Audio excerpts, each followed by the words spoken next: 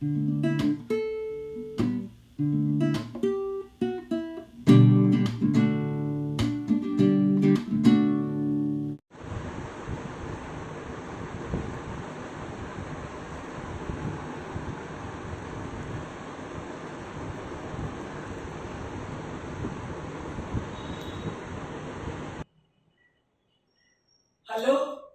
Welcome to Poppy's vegetarian kitchen. நான் உங்கள் பத்மினி. இன்னைக்கு ஒரு சிம்பிளான சைட் டிஷ் தான் ஒன்று பண்ண போகிறோம்.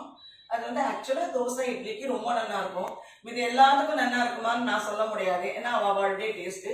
இட்லி தோசை, எந்த தோசைக்கு, கோதுமை தோசை, ரவா தோசை, இது மாதிரி எல்லாத்துக்குமே ரொம்ப ரொம்ப நல்லா இருக்கும். அது இப்படிப்பட்ட ஒரு சட்னி, கிரீன் சட்னி. அது அவ்வளோதான். அப்படின்னா நம்ம கொத்தமல்லியை வச்சு சட்னி அரைக்கிறோம், தேங்காயை வச்சு அரைக்கிறோம், பொட்டுக்கடலையை வச்சு அரைக்கிறோம், வேர்க்கடலை வச்சு அரைக்கிறோம், வரமிளகாய் சேர்த்து அரைக்கிறோம், பச்சை மிளகாய் சேர்த்து அரைக்கிறோம். அந்த விதத்தில் நான் ஒரு காம்பினேஷனில் இன்னைக்கு ஒரு கிரீன் சட்னி ஒன்று சைட் டிஷ்ஷாக பண்ண போகிறேன். அதுக்கு என்ன பொருள் வேணும் என்னங்கிட்ட பார்த்துட்டு ஒரு 10 மினிட்ஸில் நம்ம இந்த வீடியோ முடிச்சுக்கலாம். ஆக்சுவலாக மெயினாக ஒரு அரைக்கட்டு கொத்தமல்லி, அரைக்கட்டு எப்படி சொல்கிறதுன்னு எனக்கு தெரியல. நான் வந்து ஒரு பொடின்னு சொல்லலாம், ஒரு 2 படி கரெக்ட், அந்த மாதிரி நான் எடுத்துட்டு இருக்கேன். இது எல்லாமே நான் சொல்றது இப்ப நான் எடுத்துட்டு இருக்கிற இந்த அளவுக்கு தான். ஸோ அதை வச்சு பார்த்தீங்கன்னா நீங்க வந்து எல்லாமே கூட்டி குறைச்சி பண்ணிக்கலாம். கொத்தமல்லியினுடைய அளவை பேஸ் பண்ணி பாக்கி ஐட்டம்ஸ். ஆமா. ஸோ இந்த கொத்தமல்லிக்கு நான் துருமின தேங்காய் இந்த ஸ்பூன்ல ஒரு 3 ஸ்பூன் எடுத்துட்டு இருக்கேன். அதே மாதிரி 3 ஸ்பூன் பொட்டுக்கடலை எடுத்துட்டு இருக்கேன். நான் இந்த இடத்துல ஒண்ணு நான் என்ன சொல்றேன்னா, இந்த பொட்டுக்கடலை பாதி வேர்க்கடலை பாதி கூட நீங்க எடுத்துக்கலாம், அது உங்களுடைய சௌகரியம், டேஸ்ட் உங்களுக்கு எப்படி இருக்கோ அது மாதிரி. அப்புறம் நான் 2 பச்சை மிளகாய் எடுத்துட்டு இருக்கேன். இதே இடத்துல நீங்க பச்சை மிளகாயும் வரமிளகாயும் கூட எடுத்துக்கலாம். இன்னைக்கு நான் கிரீன் சட்னின்னு சொன்னதுனால எல்லாமே நான் இந்த மாதிரி தான் எடுத்துட்டு இருக்கேன். அப்புறம் ஒரு துண்டு இஞ்சி, அதுக்கப்புறம் ஊற வச்சிருக்கேன் புளி. அதுல சின்ன அரைநெல்லிக்காய் அளவுக்கு ஒரு துண்டு புளியை எடுத்து அதையும் இதுல சேர்த்து அரைக்க போறேன். அதுக்கப்புறம் அதுக்கு தேவையான அளவுக்கு உப்பு, கடைசியா கடுகு தாளிச்சிட போறேன். அவ்வளவுதான், வேற ஒண்ணும் கிடையாது. இப்ப நம்ம இது எல்லாத்தையும் போட்டு எப்படி அரைக்கிறதுங்கிறத முதல்ல இதுல என்னென்ன சேர்த்துக்கிறேன், எதை முதல்ல ஒரு சுத்திட்டு அரைக்கணும்னு பார்க்கலாம். பொட்டுக்கடலை சேர்த்துட்டேன், தேங்காய் சேர்த்தாச்சு, 2 பச்சை மிளகாய் சேர்க்கிறேன், இதுக்கு கொஞ்சம் உப்பு தேவையான அளவுக்கு சேர்க்கிறேன். இப்ப இஞ்சியும் ஒரு துண்டு சேர்த்துட்டேன். இப்ப இது எல்லாத்தையும் ஒரு சுத்திட்டு அதுக்கப்புறம் நான் காமிச்ச இந்த அளவுக்கு கொத்தமல்லியும் சேர்த்து இந்த புளி கொஞ்சம் அதுல சேர்க்கணும். ஒரு சின்ன அரைநெல்லிக்காய் அளவுக்கு தான் நான் புளி எடுத்துட்டு இருக்கேன். புளி இது எல்லாத்தையும் சேர்த்து அரைச்சிட்டு கடைசியில கொத்தமல்லியும் போட்டு ஒரு அரை அரைச்சிட்டு வந்துட்டு பார்த்துட்டு தாளிச்சா நம்மளுடைய இதை முடிஞ்சிடுச்சு. இப்ப இதை அரைச்சி எடுத்துன்னு வந்துட்டு பார்க்கலாம். ஓகே, இப்ப நம்ம எல்லாம் கலந்த ஒரு கிரீன் சட்னி ரெடி ஆயிடுது நமக்கு. இப்போ இதை வந்து நம்ம டிரான்ஸ்ஃபர் பண்ணிக்கலாம் பவுல்ல. நிறைய ஹெல்த் பெனிஃபிட்ஸ். ஆமாப்பா, ஆக்சுவலா பார்த்தீங்கன்னா நம்ம போட்டிருக்கிற இந்த பொட்டுக்கடலையில புரோட்டீன் நிறையா இருக்கு இல்லையா. அதுக்கப்புறம் வந்து தேங்காய் சேர்த்துருக்கோம். தேங்காயில் இருக்கிற பெனிஃபிட்ஸ் எல்லாமே உங்களுக்கு தெரியும். ரொம்ப வாய்ப்புண்ணு வயிற்று புண்ணெல்லாம் ஆற்றக்கூடியது. இஞ்சி வந்து ஜீரணத்துக்கு சரியா இருக்கக்கூடியது.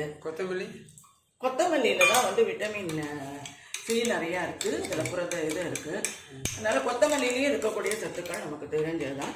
இப்போ நம்ம இது எல்லாம் சேர்ந்து ஒரு கிரீன் சட்னி ரெடி ஆகிடுது. ஆக்சுவலாக இந்த காலத்து வேர்ட்ஸ் படி ஒரு சத்தான, ஆமாம், மொத்தமாக ஒன்றொன்னா சொல்ல வேண்டாம், எல்லாரும் எல்லாம் படித்து இப்போ தெரிஞ்சுட்டு இருக்கா நிறையா. ஸோ அந்த விதத்தில் இப்போ நம்ம வந்து ஒரு தாளி சொல்லலாம். நான் ஒரு கரண்டியை வந்து அடுப்பில் ஏற்கனவே போட்டிருக்கேன். இப்போ நான் நல்லெண்ணெய் ஊற்றி இதை தாளிச்சு வரேன். அவ்வளோதான், அதோட முடிஞ்சதா? ஆமாம், ரொம்ப அருமையான ஒரு சட்னி. எல்லாத்துக்கும் சாப்பிடலாம். எல்லாம் அதான், எல்லா தோசை இட்லி மாதிரி மற்றதுக்கெல்லாம் தொட்டுக்கிறது எது வேணும்னு நினைக்கிறவாள்லாம் வந்து சில பேர் பிரெட்டில் நல்லா இருக்கும்பா, அதெல்லாம் அவளுடைய தனிப்பட்ட விருப்பம். அது இப்போ நம்ம இங்கே சாப்பிட்றது சைட் டிஷ்ங்கிறது ஒரு வார்த்தை, மெயின் டிஷ்ஷு இஷ்டப்படி வச்சுக்கலாம். அவ்வளோ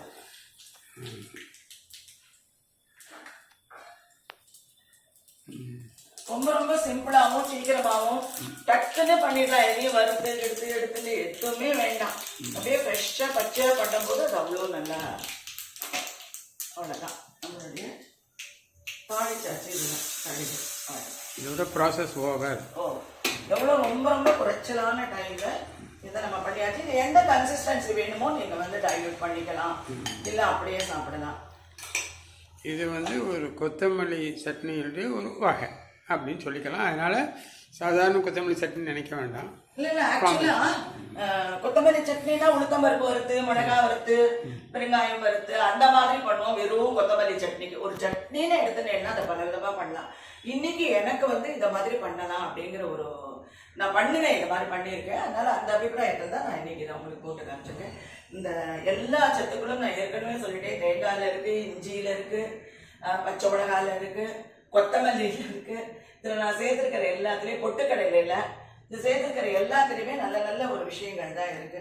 ஸோ அது டேஸ்ட்டும் ரொம்ப ரொம்ப அருமையாக இருக்கும். நீங்கள் செய்து பாருங்க. உடனே எல்லாத்தையும் ஒன்றா போட்டோமா அரைச்சோமா, நான் சொன்ன மாதிரி வேர்க்கடலையும் வரமிளகாயும் சேர்த்துக்கிறது உங்களோட இஷ்டம். நான் இன்னைக்கு இந்த கிரீன் சட்னியாவே அப்படியே இருக்கணுங்கிறதுனால நான் வேர்க்கடலை சேர்த்துக்கல, சிவப்பு மிளகாயும் சேர்த்துக்கல. நீங்க வேணும்னா அது பாதி பாதி எல்லாமே சேர்த்துக்கோங்க, உங்களுடைய விருப்பம். இந்த அருமையான ஒரு கிரீன் சட்னியை ரொம்ப குவிக்கா செய்யக்கூடிய ஒரு கிரீன் சட்னி செய்துட்டு இமீடியட்டா நம்மளோட ஆத்துல என்ன மாவு இருக்கோ அது ஒரு தோசையை பண்ணிட்டு நம்ம அதை சாப்பிட்டோம்னா ரொம்ப ரொம்ப அருமையா இருக்கும். அடுத்த ஒரு ட்ரெடிஷனல் வீடியோல உங்களை சந்திக்கிறேன். தேங்க்யூ.